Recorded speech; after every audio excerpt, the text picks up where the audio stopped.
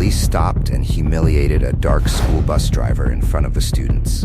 They thought no one would object, but the children did something no one expected, and their act set off a chain reaction from which there was no escape. What happened next turned everything upside down.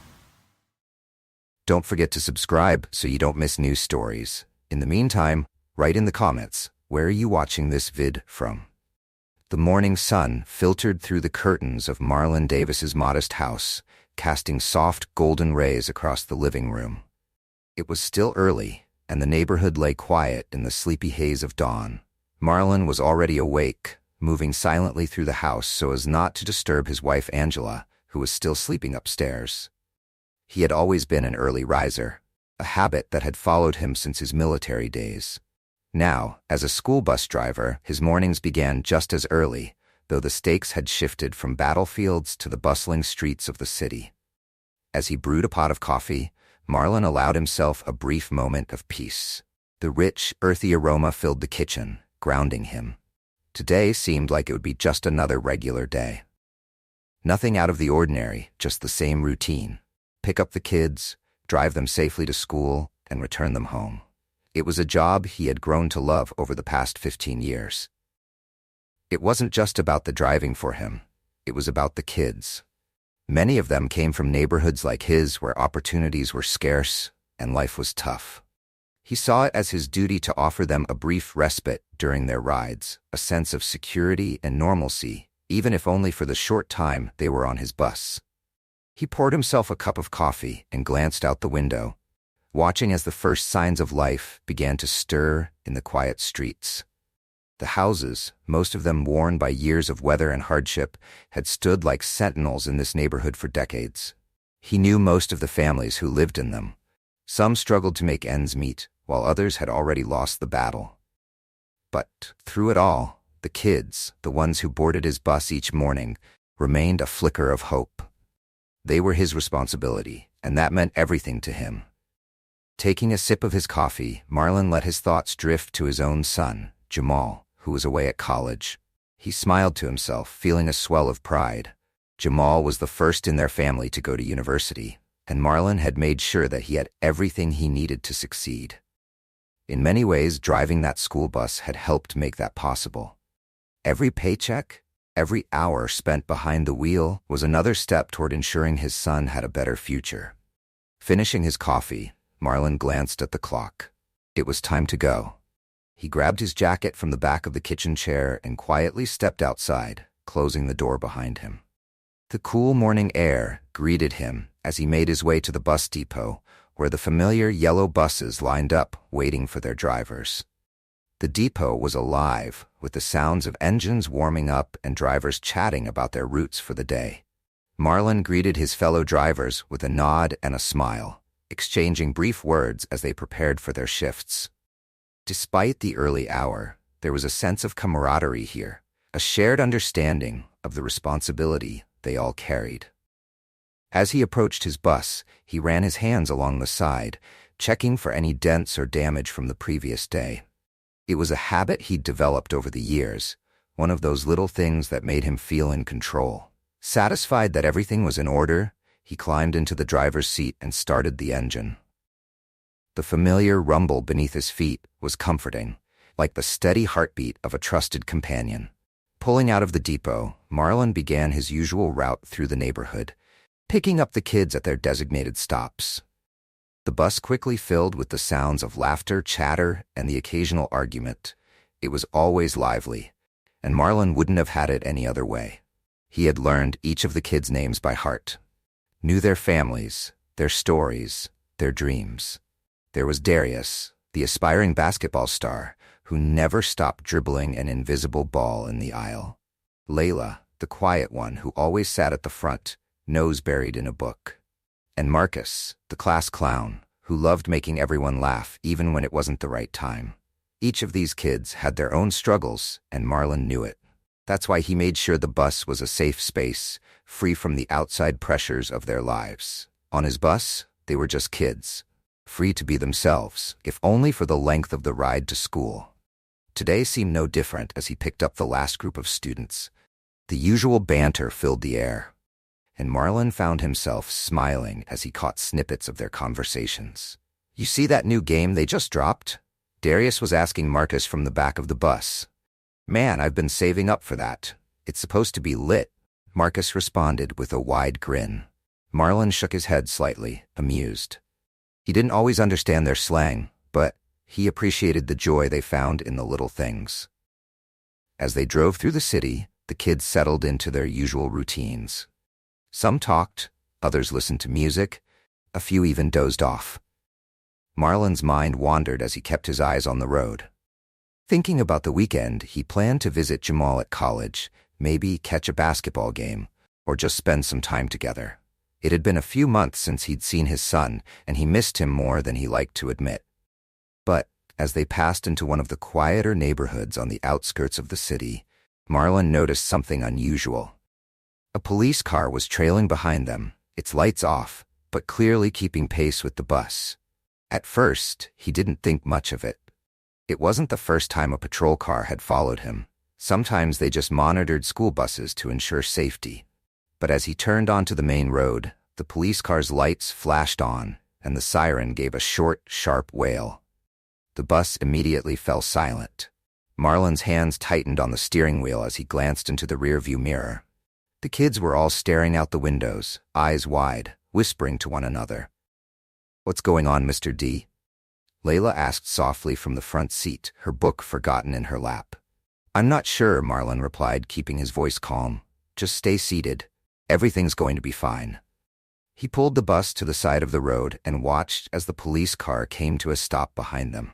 2 officers stepped out, both white, both wearing the serious expressions that Marlon had come to know too well. A familiar sense of unease settled in his gut.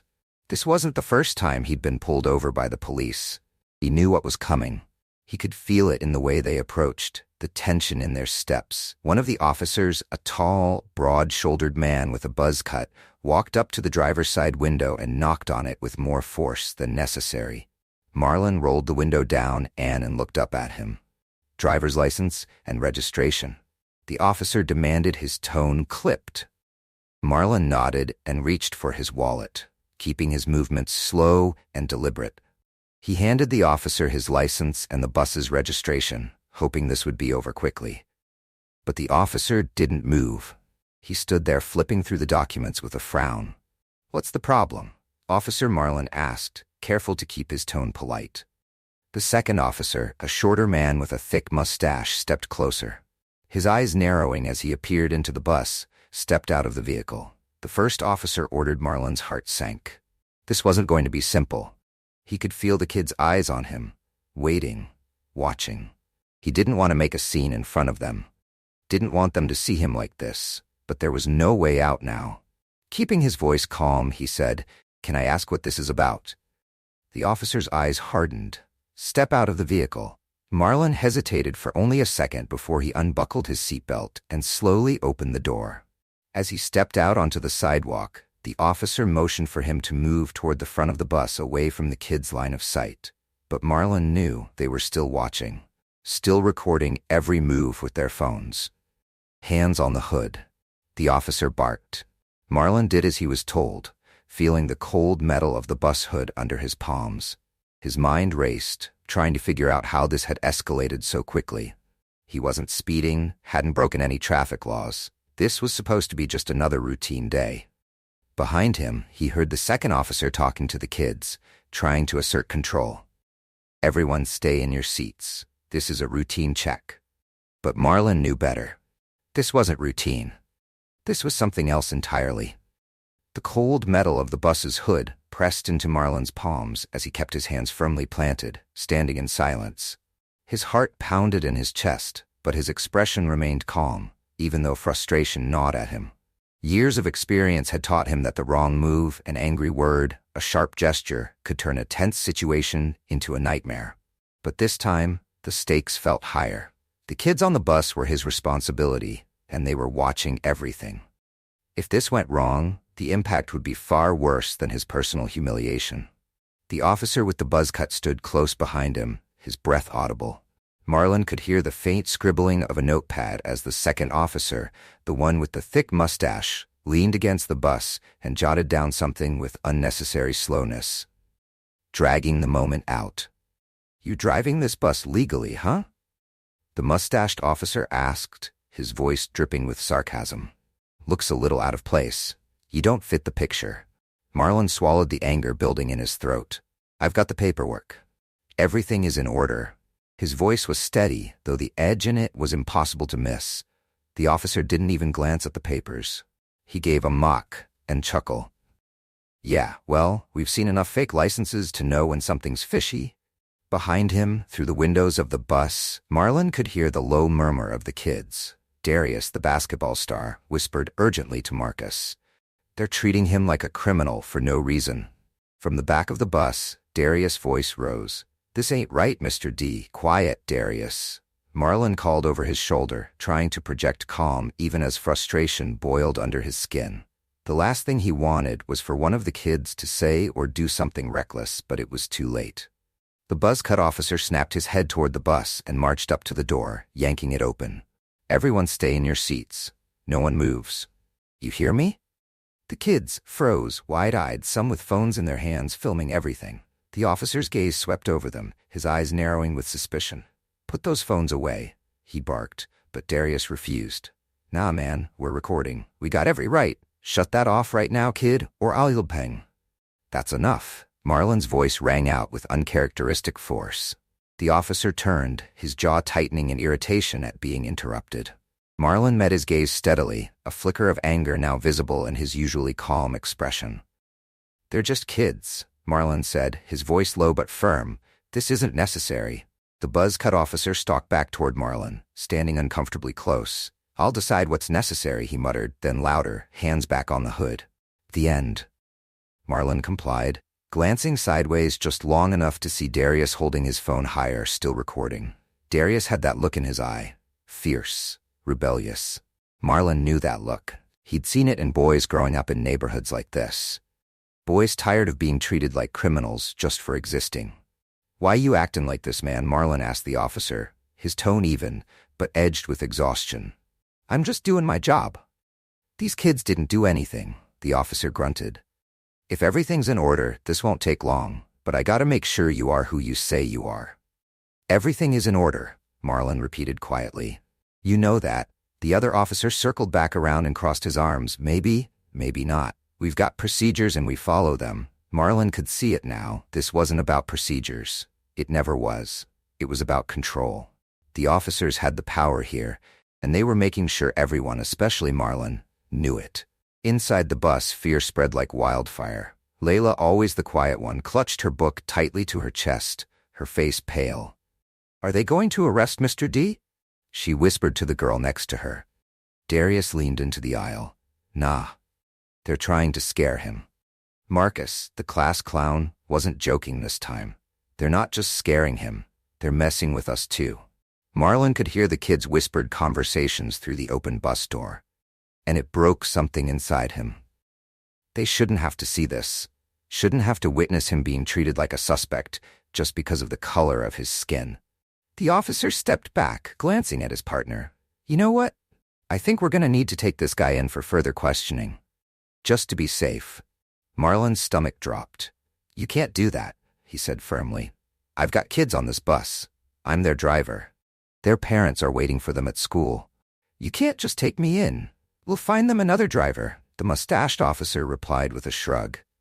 "Meanwhile, you're coming with us." The tension on the bus reached a breaking point. Darius stood up, his phone still filming. "You're not taken, Mr. D. He didn't do anything," the buzz-cut officer whipped around. "Sit down, kid, or I'll with." "Yo, what?"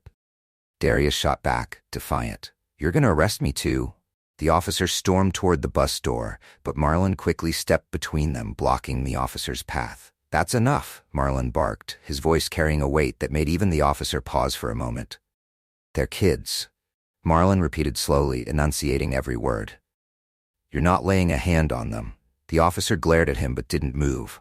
Behind Marlon, Darius kept the camera rolling, refusing to back down.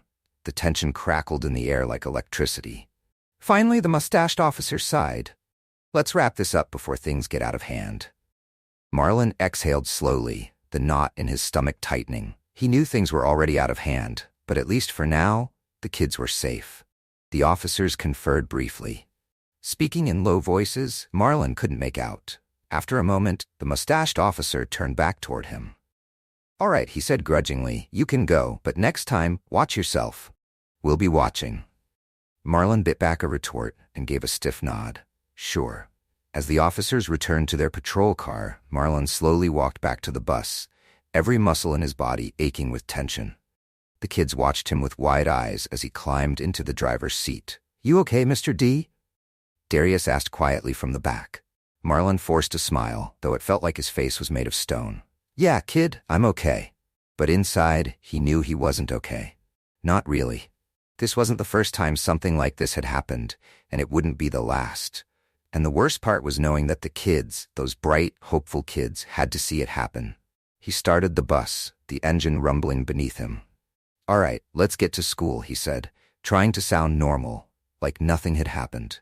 Everything had changed. He could feel it in the silence that hung in the air, heavy and suffocating. And as he drove toward the school, his mind raced. This wasn't over, not by a long shot. Marlon pulled the bus into the school lot, his hands gripping the wheel tighter than usual. The kids filed off in stunned silence, a stark contrast to their usual loud chatter. Darius gave him a nod of respect before stepping down, phone still in hand. Marlon forced a small smile, though inside he felt like a balloon stretched to him. Too thin, ready to burst.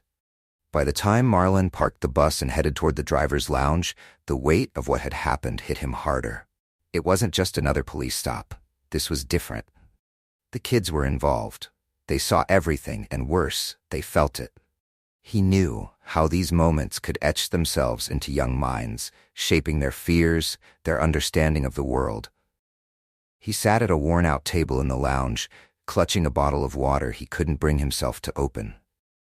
His phone vibrated with a steady stream of messages. At first, he thought it might be from Angela or Jamal, but as he scrolled through, the flood of notifications startled him. Did this really happen? One message read, accompanied by a link. Marlon clicked it. His heart sank as he saw a video thumbnail. The officer shouting, Marlon standing with his hands on the hood of the bus, and Darius film on from the aisle. The video was everywhere. Twitter, Instagram, Facebook. It had already been shared thousands of times. People were enraged. "I thought this was just another day." "Nope, not for us." The caption from Darius' post hit Marlon in the chest like a hammer. It had gone viral. The comments were relentless. "What the hell is wrong with these cops? That man was just doing his job. Fire those officers now. This is why we can't trust the system." Every refresh brought more messages, more outrage. Marlon's phone didn't stop buzzing. Activists had already picked up the video, organizing protests outside the police precinct. Local news stations were running the footage, and anchors were framing the incident as yet another case of racial profiling. Just as Marlon tried to process the situation, a call from the school principal interrupted him. "Marlon, we've got parents calling in. They saw the video." "I figured they would," Marlon replied, keeping his tone neutral despite the knot forming in his gut. "The parents are furious," the principal continued. "They want answers. Some are even on their way to the school right now." Marlon ran a hand over his face. "What do you need me to do? Just come by the main office. They want to talk to you." When Marlon reached the school's front office, several parents were already there. Some pacing, others sitting with crossed arms. Their expressions shifted when they saw him. A few parents approached him with gratitude, thanking him for staying calm and keeping the kids safe. "We appreciate you, Mr. Davis." One mother said, gripping his hand tightly, "My boy told me everything. You stood up for them." "Thank you," Marlon muttered, the words heavy on his tongue. But not all parents were as composed. One father stormed toward Marlon, waving his phone. "You gonna tell me why my kid had to sit through this nonsense?" he demanded. "You think this is okay?" Before Marlon could respond, another parent stepped between them. "Oh, hold up. That wasn't his fault. You saw the video." They went after him for no reason. Arguments erupted among the parents, voices rising until the principal intervened, raising his hands for silence. "Please," he said, "we're all on the same side here. Let's focus on what matters. Making sure this doesn't happen again." Outside, the protests had already begun. A small crowd gathered in front of the police precinct carrying signs that read, Fire the officers, and justice for Marlon. News vans lined the street and reporters jostled for space. Darius, never one to stay quiet, had joined the protesters. He held a hand-painted sign that read, "Our driver, our hero." Subs. A local reporter approached him for an interview, and Darius didn't hesitate. "Mr. D always looked out for us," he told the camera, his voice steady despite the fire in his eyes. "He didn't deserve what happened today. None of us did." The interview spread like wildfire. Within hours, #Justice for Marlon and #Respect Our Drivers were trending across social media. Meanwhile, Marlon's phone buzzed again, this time from a familiar number. "Angela?" he answered.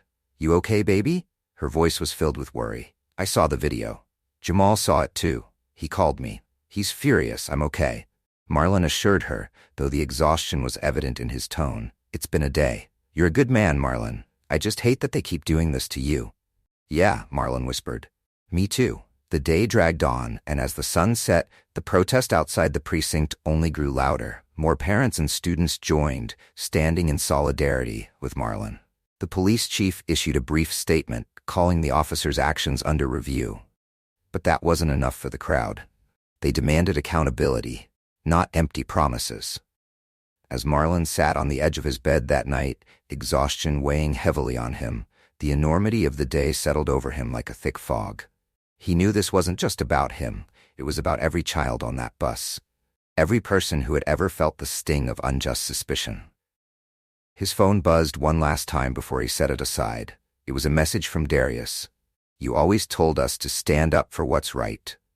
"Just following your lead, Mr. D." Marlon exhaled slowly, the knot in his chest loosening just a bit. For the first time that day, he allowed himself to smile.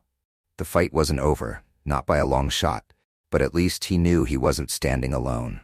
The morning after the protests, Marlon woke to the sound of his phone buzzing non-stop on the bedside table. Messages poured in from everywhere.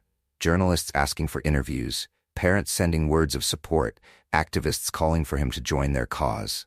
He felt the weight of it all before his feet even hit the floor. Angela stood in the doorway, arms crossed, concern etched into her face. "Marlon, you need to see the news." He sat up slowly, rubbing his eyes. Angela handed him her phone, the screen already showing a live broadcast from the local station. Overnight, protests outside the precinct grew larger as community members demanded justice for Marlon Davis. The school bus driver stopped and, humiliated by police in front of children, the reporter announced. The police department has released a statement saying the officers involved have been placed on administrative leave pending an investigation. However, the public is calling for immediate firings. Marlon handed the phone back with a sigh. "They're just trying to cover themselves," he muttered. Angela sat beside him, placing a hand on his shoulder. "They know they messed up. They just don't want to admit it." He nodded slowly, feeling both exhausted and restless. The situation had spiraled far beyond what he could have imagined. It wasn't just about him anymore. It had become a symbol, another reminder of the systemic injustice that people like him faced every day. Later that morning, the school principal called. "Marlon, I need you to come in," he said, his voice careful. "There's something you should see." When Marlon arrived at the school, a crowd had gathered outside. Parents, students, and community members filled the front lawn, holding signs and chanting for justice. The energy in the air was electric, charged with anger, but also with hope. The principal met him at the door. "Come on," he said, leading Marlon toward the auditorium. "The kids wanted to do something for you." Marlon followed, his heart heavy with anticipation. When he entered the auditorium, the sight before him took his breath away. The students, those same kids he had driven every day, had organized a rally in his honor, banners reading, "Our driver, our hero," stretched across the stage. Darius stood at the microphone, his usual playful expression replaced with one of seriousness. "We're here today because what happened to Mr. D was wrong," he said, his voice steady but filled with emotion. "He's always been there for us. Now, it's our turn to be there for him." The auditorium erupted in applause. Marlon sat in the front row, overwhelmed by the support. His eyes stung, but he blinked back the tears.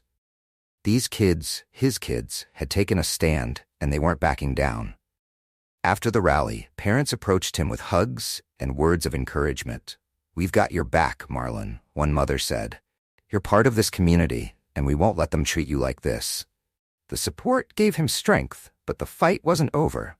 That afternoon, Marlon received another call, this time from the police chief. "Marlon," the chief began, "I wanted to apologize personally for what happened. I've reviewed the footage, and I agree it was unacceptable." Marlon listened in silence. "We're going to release a public apology," the chief continued, "and the officers involved will be dismissed. I just wanted to tell you first." Marlon exhaled slowly, his body finally relaxing. "Thank you," he said simply. It wasn't a victory, not entirely, but it was a step in the right direction. Later that evening, the community held a candlelight vigil outside the police precinct. Marlon stood among the crowd, Angela by his side, as they lit candles in silence. The flickering flames cast soft, warm light on their faces, a symbol of hope in the face of darkness. When it was his turn to speak, Marlon stepped forward, his heart full. He looked out at the faces of the people who had stood with him through the storm. The kids, the parents, the activists, even strangers who had seen the video and felt compelled to act. "I didn't ask for any of this," he began, his voice steady, "but I want to thank each and every one of you, not just for standing up for me, but for standing up for what's right." He paused, glancing at Darius and the crowd. "This fight isn't over," he continued, "but today we took a step forward, and as long as we keep standing together, we'll keep moving forward." The crowd erupted in applause, and Marlon stepped back, feeling lighter than he had in days. Angela squeezed his hand, and he gave her a small, grateful smile. The next morning, Marlon returned to his bus, his usual route waiting for him.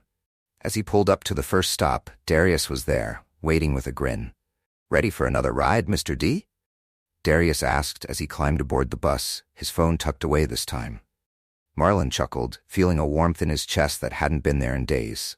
"Always ready, kid. Let's get moving."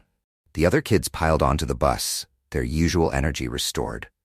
The chatter and laughter filled the space, creating the comfort and hum of normalcy. As Marlon navigated the familiar streets, he reflected on everything that had happened. The anger, the protests, the fear, it had all been real. But so was the support, the solidarity, and the strength he had seen in the people around him. He knew this wouldn't be the last time he'd face prejudice. The system wouldn't change overnight, and there would be more challenges ahead. But now, he felt something he hadn't in a long time, a sense of hope.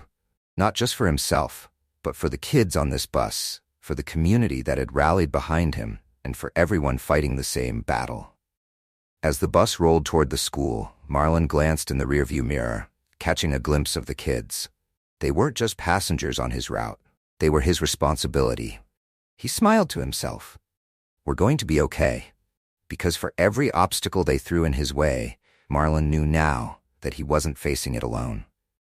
Thank you for watching this story to the end. If you enjoyed it and want to see more stories like this, don't forget to subscribe to the channel and turn on notifications so you don't miss new episodes. We have many more exciting stories to come. Go get them. Go to the next videos and discover more inspiring stories. See you in the next installment.